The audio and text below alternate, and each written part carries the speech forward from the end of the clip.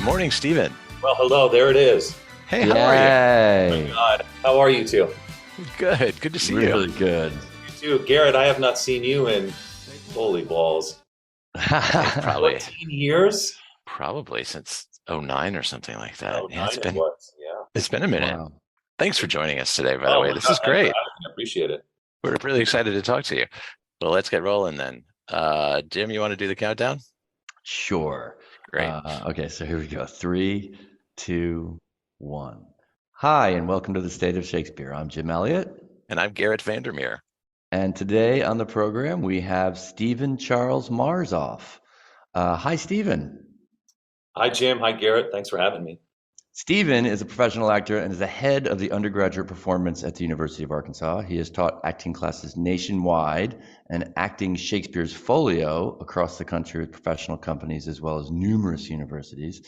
Some of his acting credits include performances at the Old Globe Theatre, the La Jolla Playhouse, Milwaukee Rep, Chicago Shakes, Theater Squared, Trike Theater, Arkansas Shakes, where he is the artistic associate, Riverside Theater, Notre Dame Summer Shakes, Steppenwolf, and at Steppenwolf he was part of the original production of August Osage County, which is pretty amazing. And he holds an MFA in acting from the Old Globe Theater, University of San Diego, PATP. Welcome, Steven. And currently you are in rehearsals or you've just finished playing Prospero? Yes, we just finished our opening weekend. How's it going? Awesome. It was a 15-day rehearsal process, which was insane. Wow. But it's been great. It's a really beautiful play. I had worked on it once before, God, when I was 24, and I didn't understand the play at that time. So coming back to it, it's been a real joy. Do you think it's I would say like Romeo and Juliet is like a teenage play. Do you think that The Tempest is a middle-aged, if not retiree play? Yeah, I do. What's interesting about it though is, you have the whole Prospero story, which actually, he's usually played by somebody in his 60s or 70s. But if you look at the timeline, Miranda is 15 and he says to Ferdinand, I've given you a third of mine own life. So that means she's 3 times her age. So he'd be 45, 50 max. But usually it's played by, someone who's 60, 70 years old. So definitely middle-aged. But then you have the love story, which is very Romeo and Juliet with Ferdinand and Miranda. And then you have the great clown characters in it. So it's such a full play. I feel like it really does a good job of the spectrum of Shakespeare's work. You take a play like Lear, which is definitely someone who is creeping towards the end of their life, versus R&J. And I feel like The Tempest has a mixture of all of that in it, which I think makes it a really, really interesting play to work on. I actually heard something from Trevor Nunn where he said that it was the only play Shakespeare wrote that was fully his. Yeah, What did Trevor Nunn mean by that? All of his plays he has, and there is a tiny bit of source material for The Tempest, but that Shakespeare had taken the stories, every other play of his, he had taken some sort of a structure of a story and either built on it, deconstructed it, whatever. But The Tempest is fully his own creation. It's the only play that he did fully on his own, as far as just from his imagination. Steven, you find yourself in Arkansas and you're not a native Arkansan. How did you make your way down to Arkansas? I was, after grad school, which is where I met Garrett, and Garrett and I spent over 5 months together. That's right. Full disclosure, we worked together at the Old Globe in San Diego, California. Truly. So after grad school, I went back to Chicago, which is where I had spent a lot of time pre-grad school. And a company in Fayetteville, Arkansas called Theater Squared was doing auditions for a play called The Fall of the House. And this was in like 2011. And the show was going to perform in 2012. So I auditioned and got cast. Knew where Arkansas was, had never been there. Never thought in a million years I would have stayed, but did the show, fell in love with the area, which is an amazing area in Northwest Arkansas. And I've been here ever since. So I came here in 2012, March of 2012, and here I am 11 years later, still here. Yeah. Fayetteville is very beautiful. Yeah, it's amazing. For those that have never been, it's a great combination of aesthetically, it's gorgeous with all of the mountains and Walmart and Tyson and JB Hunt are here. So the arts actually are flourishing in this area. The amount of money that is put into it. There's a great museum, the Walmart Museum, is up in Bentonville, which is about 25 minutes north of Fayetteville. You have two professional theaters here that are thriving, visual arts, the Walmart amp, there's tons of music venues. It's a pretty incredible place artistically. You had new people from around the country that were just coming in at that time, myself, Troy and Johnny, Paul Savas came a few years later. So all of these people that had really great artistic roots throughout the country just kept coming here. And in a lot of ways, I think Theater Squared was sort of, at least artistically in this area, was one of the big reasons why. They sort of blew up in like 2011, 2012, right when I first came here. And now they're in a multi-million-dollar, gorgeous facility in downtown Fayetteville. That's just, the architecture is a mix of East Coast meets London. It's really extraordinary. So it's a kind of a self-contained area, it sounds like. Totally. And it has its own thriving arts and culture community, of which Theater Squared is a part and Arkansas Shakespeare Theatre is a part. What's the Arkansas Shakespeare Theatre? They are the only professional Shakespeare company in the state of Arkansas. They are housed in Conway, which is roughly little over 2 hours away. It's pretty close to Little Rock. It's about 25 minutes away from Little Rock. And so the Arkansas Shakespeare Theatre has been around since 2007. They used to produce 3 shows a year in rep, and then we do an educational tour. Of course, COVID happened. That just, as we all know, put the kibosh on a lot of things. And so last year, they sort of reimagined what the festival was, and they reached out to us here at the University of Arkansas, and they wanted to partner. So last year, we started a partnership with them, and we did Much Ado in both Conway and up in Fayetteville. And then we partnered again with them this year. So you have your students who are graduate students and presumably also undergraduate students. Correct. Working alongside professional actors, directors, and choreographers. So there's a whole mix and potentially a pipeline into career opportunities for your students. Oh, totally. And in fact, that's happened already. I know one of our scenic designers that designed Much Ado last year got a job with the director following that show. So, I mean, yeah, it's, as you all know, it's all about relationships and it's sort of a little pipeline for them into the professional world. You said you had 15 days to rehearse Prospero. 15 days, yeah. And did you have lead time before that? I mean, obviously you did some work before that on your own. I did. I knew I was playing the role a few months before, so I was able to work on it. And the director, who also works at the University of Arkansas, her and I went through the script and we cut the script together. So I spent a lot of time with it. I was living with that play and that role for a few months before we started rehearsal. And that's the only way I could have done that. Otherwise, there is no way to go in cold 15 days playing Prospero. Well, you know the plot certainly better than I do. You're much more familiar with it. But this may be an oversimplification, but Prospero and Miranda are essentially in self-imposed exile on this magical island. It could be paradise, depending on how you want to interpret it. But they've retreated from the world, and then Prospero has made this decision to bring the world to their refuge. Momentous decision, which is fraught with danger. So he's made the decision basically to end this her innocence in a way. Would that be correct? For sure, yeah.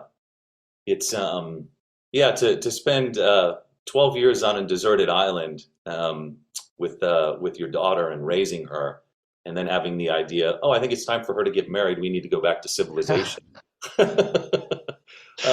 Is quite the thing. I would say also that I think the other thing I've learned throughout this play is that it's a sense of regaining one's humanity. is really a big theme in this play. So I think Prospero has lost that. And the thing that's been interesting in the journey of it is that, and I was just talking to Bob Ford about this yesterday, is that the play was a struggle for me at first because there's not one clear objective and need in the play. It's not just, I want to get back to Millen. I want my daughter to get married. I want to enact revenge on the people that hurt me. It's all of those things. And at each point in the play, one of them sort of bubbles up to the surface and becomes the biggest thing in that scene or in that moment. And then we move to another scene and the other part of it bubbles up. So Miranda getting married and what's the word I want to use? Reacquainting her with society is a huge part of it. And yet there's so many other parts to it too, which I think makes the play so rich and so interesting, because it's not just one specific need that we're moving towards. There are several things happening in the play. It just occurred to me that Prospero spent about as much time on the island as you've spent in Fayetteville. Almost, yeah. 12 years on the island, and I'm coming on year 12 here. You moved to Fayetteville for an acting gig, and you're the head of undergraduate performance at the University of Arkansas, which is also located in Fayetteville, right? Correct. So how did that come to pass? Oh my God, it's so serendipitous. So I'll rewind back to 2012. When I was doing the Fall of the House, I decided I was going to stay in Fayetteville because I loved it. And I was actually house sitting for Bob Ford and Amy Herzberg. Bob Ford is the artistic director of Theater Squared. Amy Herzberg is the associate artistic director and still runs the MFA program at U of A. So I'm in their house. I'm actually remodeling and painting the executive director's home that he had just moved into. And I get a phone call from this woman in Tulsa, Oklahoma. Her name is Susan Barrett, and she ran the program.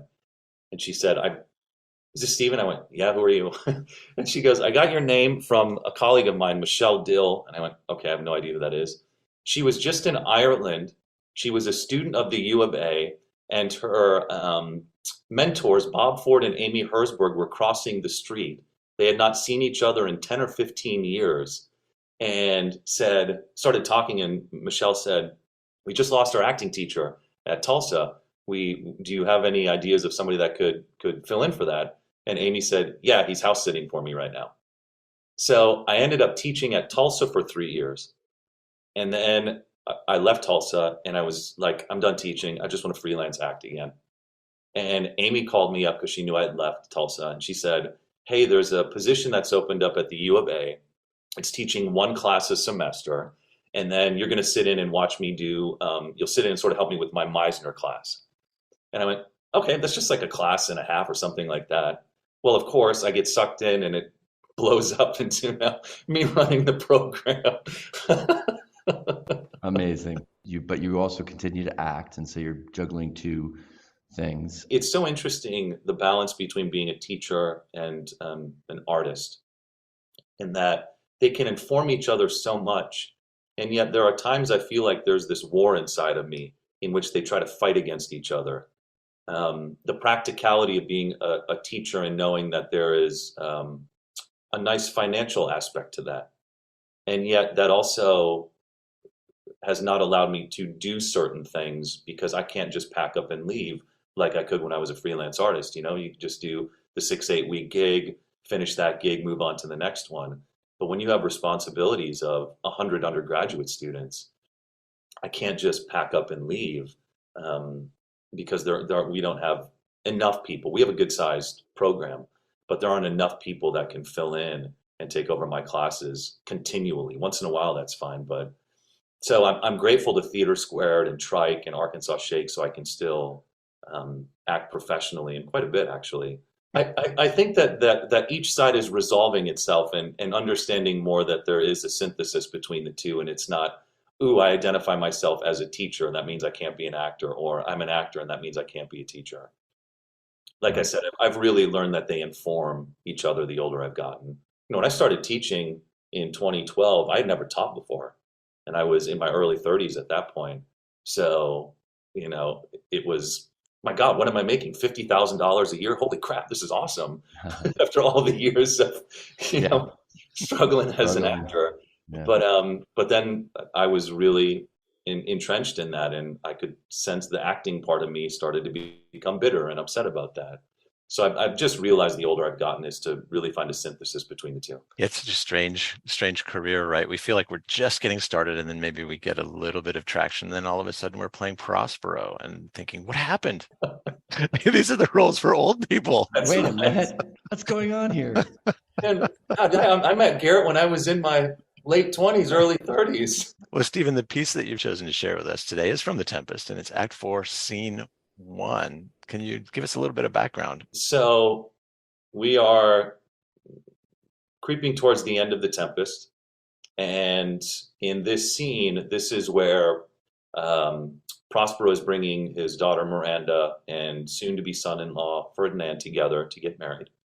And he creates this gorgeous masque, this beautiful pageant in which he calls on all of these goddesses to come and sing and bless the marriage between the two. And it's great. I mean, Ferdinand says something like, "This is paradise. I never want to leave." So it's gorgeous. It's beautiful. And right when he says that, Prospero remembers, oh my God, there is this conspiracy against me with Caliban and the two clowns, Stefano and Trinculo. They're coming to kill me. So he angrily stops this beautiful pageant, and Ferdinand and Miranda are confused. They don't know what's going on. And this is where he launches into the famous "Our revels now are ended" speech, which basically is the fleeting existence of life. Well, would you like to give it a read? Sure, I'd love to. So this is Steven Charles Marzolf reading Prospero from The Tempest, Act 4, Scene 1. You do look, my son, in a moved sort, as if you were dismayed. Be cheerful, sir. Our revels now are ended. These our actors, as I foretold you, were all spirits, and are melted into air. Into thin air.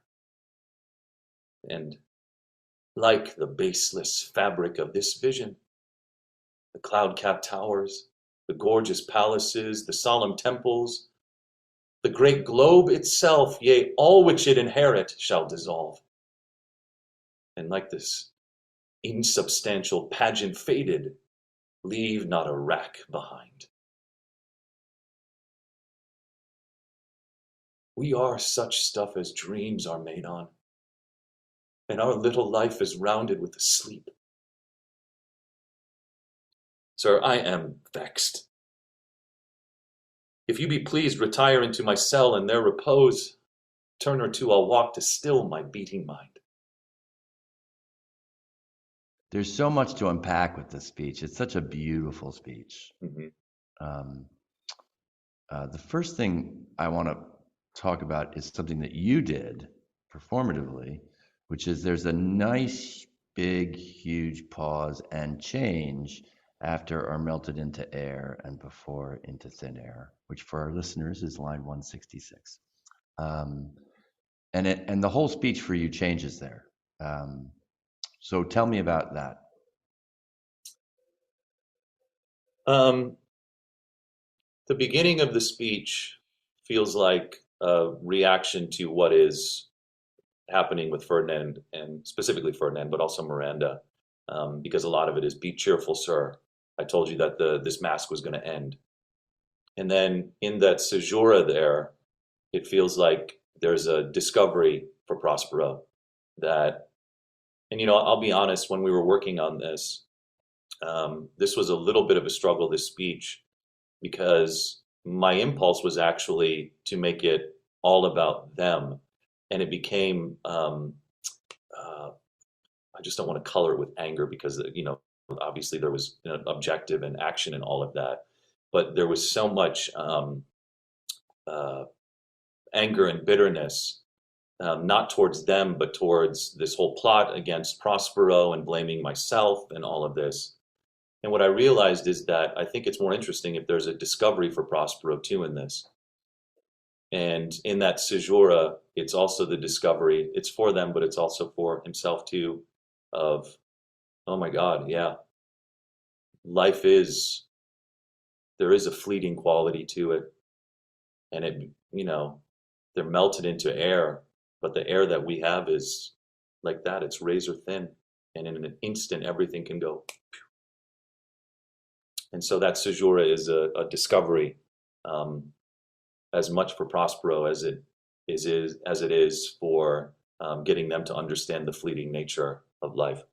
It would be hard to talk about this speech without talking about Hamlet. I can't hear this speech without thinking about Hamlet.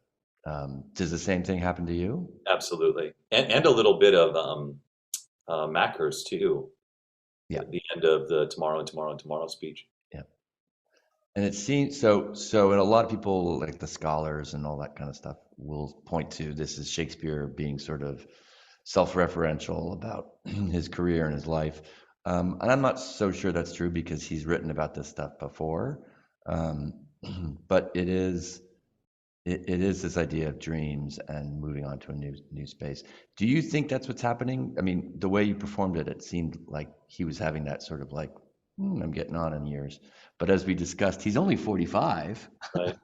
He's not in his 70s.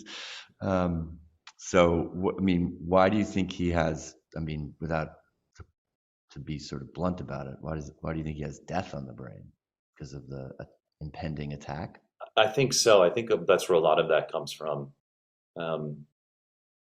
Like I said, what kicks this speech off is, and what's so brilliant about this whole scene is that Shakespeare juxtaposes it with that gorgeous mask. Like it's this incredible celebration of new life.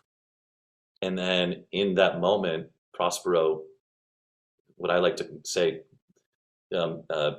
creates male energy, which is male energy is all about slashing something, like destroying something and giving the ability to create something new, and slashes this beautiful mask with the remembrance of, oh crap, people are coming to kill me. And I think that the fleeting nature and the fragility of life is, Prospero is reminded of that in this moment. And what I'm doing in performance is that last bit I'm actually giving to Miranda to, look at the daughter and say, we are such stuff as dreams are made on, and our little life is rounded with the sleep, as if it's a bit of a reminder to her that the fragility of life. I also think there's something about, it's coming off of a marriage, and he's, for lack of a better way of saying it, he's giving his daughter away, or he's taking his daughter to another step in life's, many ages. And I know that, having just done a college tour with my daughter and she's about to go off to college, that idea of like giving something that you've cherished and raised for years and years and years, giving it away, and how that affects you. And this is strange, but I was watching about salmon the other day and how they swim upstream and then they lay all their eggs and then they die. Yeah. And that's it. So I think that there's, I mean, to me, it seems like there's a little bit of that going on as well, where he realizes, like his main task for 15 years has been Miranda. Yep. And now she's moving on. I think that has to have something to do with it too. 1 billion%. In fact, as you were talking, I was just thinking of the lead up to the mask, which is the whole test of Ferdinand is sort of Prospero saying, I've been testing you. That's why I've been treating you so poorly through the beginning of this play, and enslaved you and basically keeping food and water away from you while you're lifting logs everywhere. And he comes in and says, I've just been testing you. You passed the test. I want to give you to my daughter, and how difficult that is. And to see the two of them, talking to each other, because he goes, sit and talk with her. She is thine own. And then to just sit there and watch them do that for a minute is, it's incredibly painful. And I don't have children myself, but I can certainly imagine how hard that would be to see them starting to drift away, and you have to let them go. Yeah, well, there you go. And I think that in one, you talk about how the Tempest has all these different perspectives and all these different angles and storylines. And I think one of them for sure has to be letting go. Yeah. Yep. Not just of your daughter, but of your life, or the anger that you had towards your brother or that idea of revenge, all of that stuff. It's The really, magic too. I mean, that whole speech, the Ye elves of hills, brooks, which is just a great speech and moves me all the time. The end of it is where he breaks his staff and drowns the book. And I think the immense amount of pain that is in that, that's not an easy thing. When you have identified yourself as something, that's hard to let go of. And to know that that's the reason that all of this happened and that crazy Act One, Scene Two that's so dense. He talks about that, I've locked myself away in secret studies with my magic and gave the government to my brother, and look what he did. So I think there is a tremendous amount of blame and acceptance of responsibility in the play. And exactly what you said, Jim, how hard it is to let go of all of that when you've identified with that for so long. It's so moving, the play. It's just like, yeah. oh my God, it's such a good play. Yeah. Yeah. Particularly for us middle-aged Yep. people. But I would be remiss. Sorry, Garrett, did you have a question? Yeah, I have a technical nerdy question. This speech has a lot of punctuation in it. And there are obviously these mid-line endings, which are really interesting. Line 174 in the text that we're looking at has 1, 2, 3 instances of punctuation, which is a lot within a speech. And one of them is a mid-line stop. There's a big shift there in terms of intention, I assume. But after the midline stop, there's this short little clause. He says, "Sir, I am vexed." I have a feeling I know what vexed means, but what does it mean to you, the word vexed, Stephen? Vexed it means angry, rageful. Right. Okay. Yeah. We're on the same page there. So when Shakespeare or any writer, any playwright dictates to the actor their emotional state, that can be really problematic, right?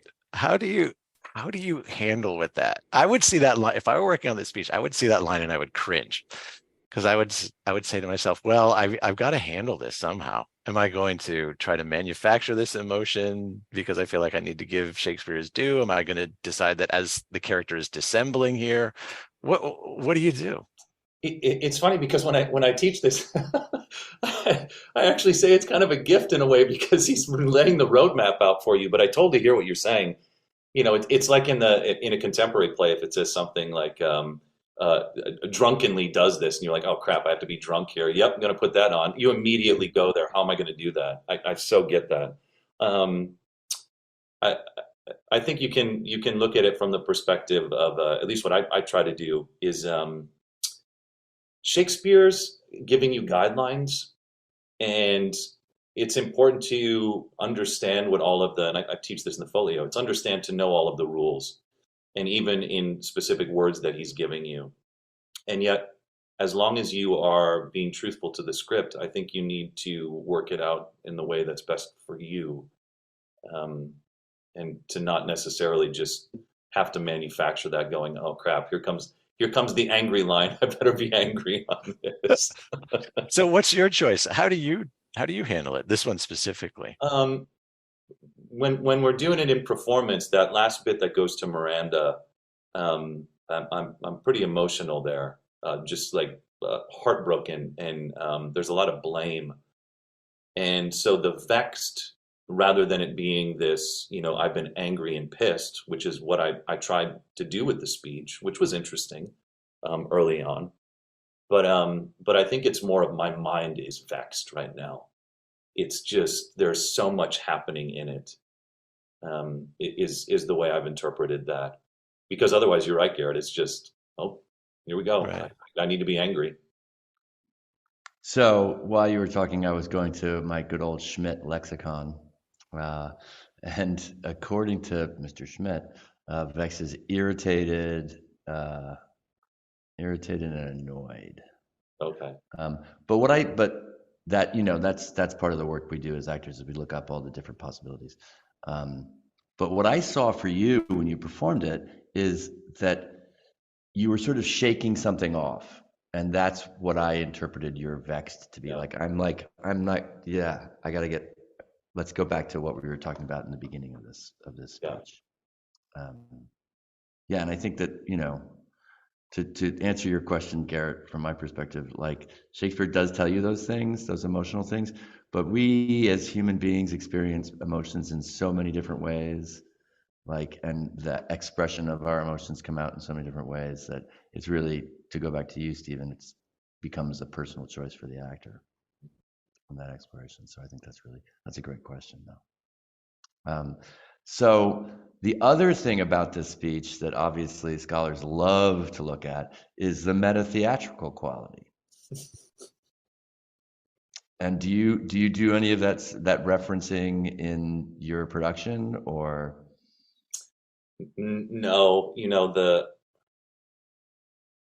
it's funny because I not only with the speech but the end to the now my charms are all o'erthrown, the epilogue, which of course is a ode to Shakespeare saying goodbye. That's impossible to play as an actor. It's impossible. I'm aware of it because I'm a nerd, and so I think that's really cool. Yeah. It's like, oh, this is Shakespeare's, his last play that he wrote and by himself, and it's his goodbye to the theater. Like the nerd in me is like, yeah, that's so cool. But the actor in me goes, how the hell do I play that? I can't play that. I can't play that I'm Prospero and now I'm Shakespeare in this moment.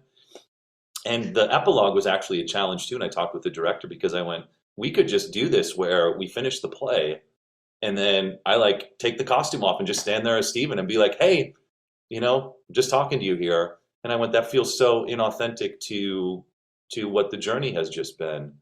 And in this speech too, I feel like if there's any even hint of it being, oh, we're commenting on, this is that Shakespeare speech in which it's him saying goodbye to the Globe Theater instead of, the globe being the world.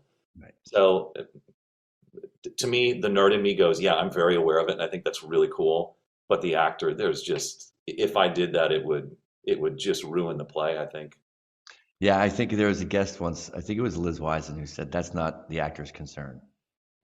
Mm. And, that's something that if the audience picks up on, Yep. But if they don't, it's not our concern. Yeah. So I thought that yeah, that's a great answer. Thank you so much. Well, it's been great talking to you, Steven. This has been awesome. Thank you so much. What a delightful morning this has been, and seeing you too. It's been awesome. Likewise. Good Thank you for talking to you, joining me. Steven. Yeah, it's so good talking to both of you. Thank you. Awesome. Thanks, Steve. I'm Garrett Vandermeer, And I'm Jim Elliott. and thank you for listening to The State of Shakespeare. And that's a wrap. Thanks for joining us for the State of Shakespeare podcast. We invite you to visit stateofshakespeare.com for more episodes, information about each of our guests, and the Shakespeare text you heard on the program, and much more. And we welcome you to join the discussion by liking us on Facebook. That's www.stateofshakespeare.com. Thanks for listening.